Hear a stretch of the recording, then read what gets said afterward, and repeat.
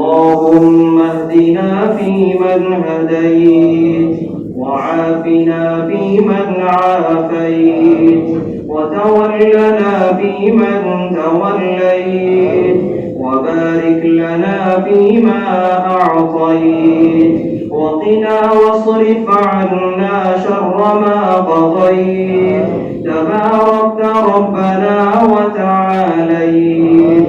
اللهم انصر المسلمين في فلسطين، اللهم انصر المؤمنين في فلسطين، اللهم انصر المعصومين في غزة، اللهم انصر المظلومين في غزة، اللهم انصر المجاهدين في فلسطين، اللهم انصرهم على عدوك أعداء الدين.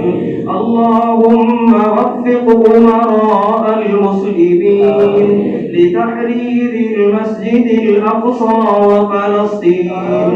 اللهم أصلح ذات بينهم، اللهم ألف بين كلمتهم، اللهم أهلك اليهود الغاصبين، اللهم أهلك اليهود الظالمين، اللهم شتت شملهم، اللهم مزق جمعهم، اللهم نكس أعلامهم، اللهم دمر ديارهم، اللهم خرب بيوتهم، اللهم زلزل الأرض من تحت أقدامهم، اللهم أهلكهم كما أهلكت عادا وثمود، اللهم أهلكهم كما أهلكت فرعون ونمرود وهامان وقارون، اللهم خذهم أخذ عزيز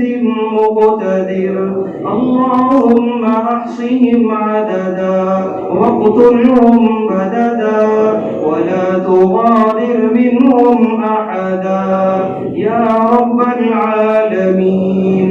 وصلى الله على سيدنا ونبينا محمد وعلى آله وأصحابه أجمعين.